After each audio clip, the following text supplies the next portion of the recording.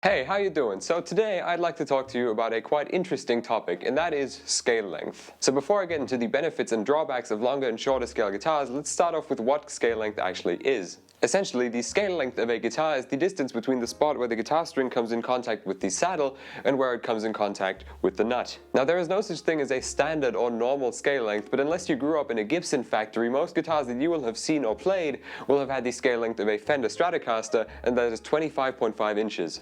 I, as a die-hard lover of 10 to 46 gauge strings, find this to be the perfect scale length to play an E-flat standard tuning with those strings at optimal string tension. This here big chunk of wood is a 1995 Gibson Les Paul Studio. No, I don't suddenly like Gibson or Les Pauls. I have big plans for this specific one. Sneak peeks are on my Patreon. This Les Paul has a 24 3/4 inch scale length and therefore qualifies as a short scale guitar. That difference does sound very minute and you might not think much of it, but playing an E standard using 10s on this guitar is a similar feeling to playing an E flat standard on a Strat using the same strings. A decrease in scale length as little as 3% can give you a relief in string tension as high as 6%. And this thing here is my Ibanez Paul Gilbert signature PGM Micro.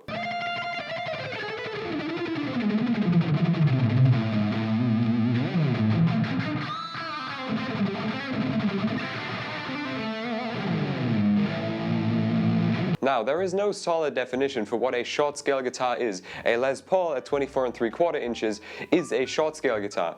If I built a guitar that was this big in its entirety, that would also qualify as a short scale. But this Ibanez right here is the smallest guitar you are likely to find that makes sense to own and play. And it has a scale length of 22.2 inches. It is a little baby. So let's start off with the benefits of a guitar like this. When I posted my video talking about why E-flat standard is my preferred tuning for guitar, I received multiple comments mentioning the thrash metal band Vector. Now, this band plays in F standard tuning, not F standard as in Meshuggah and Cannibal Corpse, I mean F standard as in above E standard. Originally, I thought that was a stunt that could only really be pulled off if you were playing like 7 or 8 gauge strings, but then I remembered that guitars like this one exist and I bought one.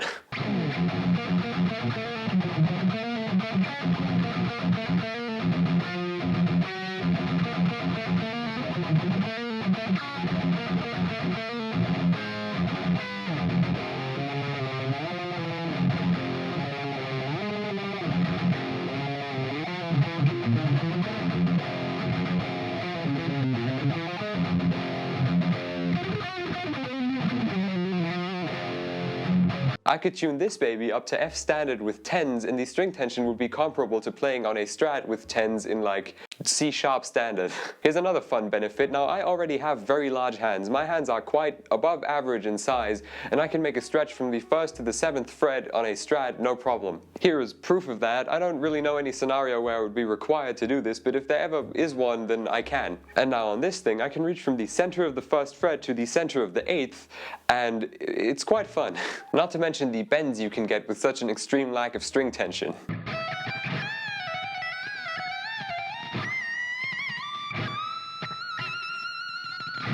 Now, I personally just love the feeling of 10 to 46 strings under my fingers. However, if for some reason you feel some sick compulsion to play in like E or E flat standard with 11s or 12s or some then you're going to want a guitar that's somewhere between a Les Paul and this one. I don't know why you would want to do it, but I definitely don't recommend doing it on a guitar like a Strat. So now let's get into some of the drawbacks of short scale guitars. What you will quickly notice while playing a guitar like this is that the tuning stability is significantly worse than on any larger scale guitar. And while yes, this is just a sub €200 guitar and it doesn't have the best tuning pegs, I don't think that's the reason. I could replace these with Godo Magnum locking tuners and you wouldn't notice much of a difference. Not only can you not apply any significant amount of pressure with your fretting hand without knocking this thing like a quarter or a half step out of tune, you have to have like Feather Touch 3 in your picking hand in order to keep this thing in tune while playing. Now, as I previously mentioned, this particular guitar is a Paul Gilbert signature model. However, every other instrument in Ibanez's Micro series is marketed specifically towards children. Now think for a second about the one thing that pretty much all young children and novice guitar players have in common.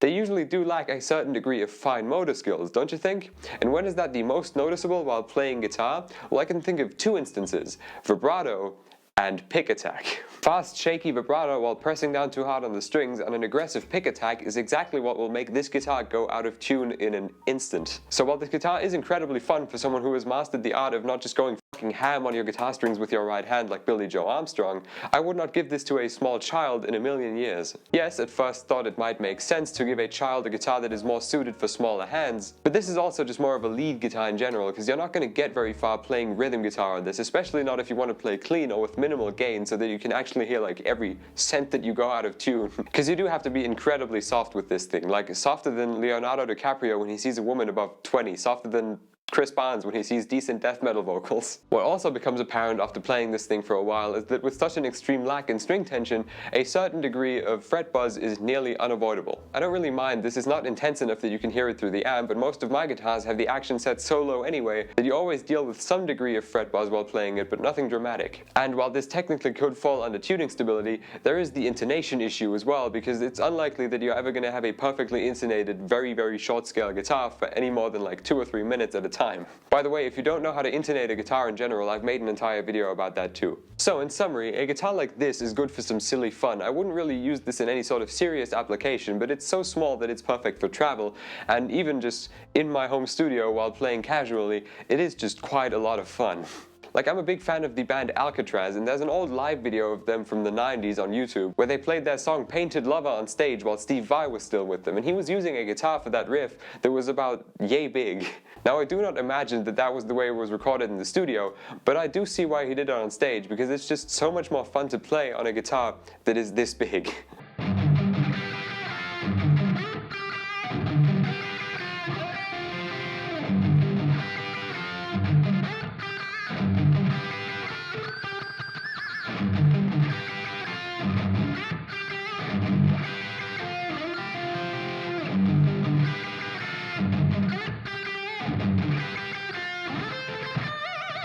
Personally, this scale length is something I would use to play in E standard tuning. Most people have no problem at all with doing this on a Strat, but I don't want to change my string gauge because I'm very comfortable with how 10s feel under my fingers, so this is kind of the perfect solution for playing E standard for me.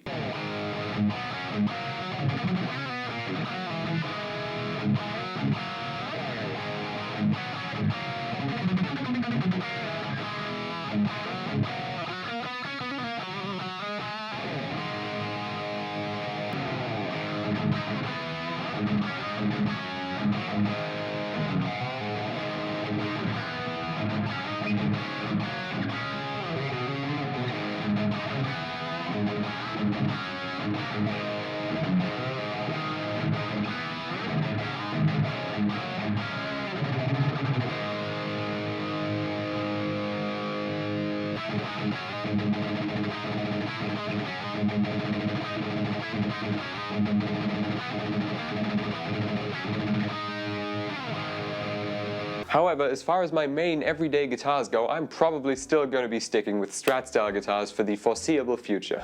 Speaking of cool Strat style guitars, let's hear a short word from tonight's sponsor, Donna. Do you by any chance have a loved one who's looking to get into guitar but is intimidated by all of the options and doesn't know where to start? Well, I've got good news for you this year, because Donna has you covered, baby.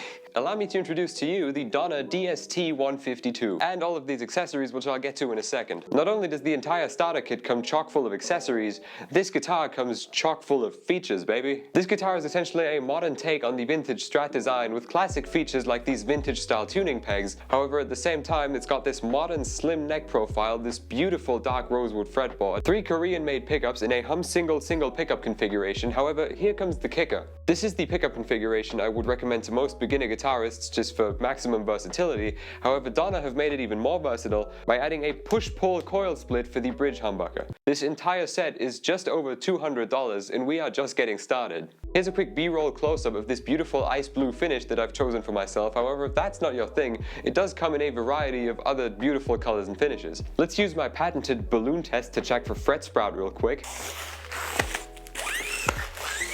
Smooth as butter, not a single poorly filed fret. But we'll get back to the guitar in a second. Let's get to the accessories. The DST starter kit comes with Donna's rechargeable 5-watt dual channel mini amp that is rechargeable rather than battery powered, and on a full charge can run up to 4 hours. The set also includes a strap, a durable high quality 10-foot guitar cable, a tuner, some picks, a spare set of strings, and of course the whammy bar and an Allen key for truss rod adjustment. So let's see what sound you can get out of this starter kit, huh?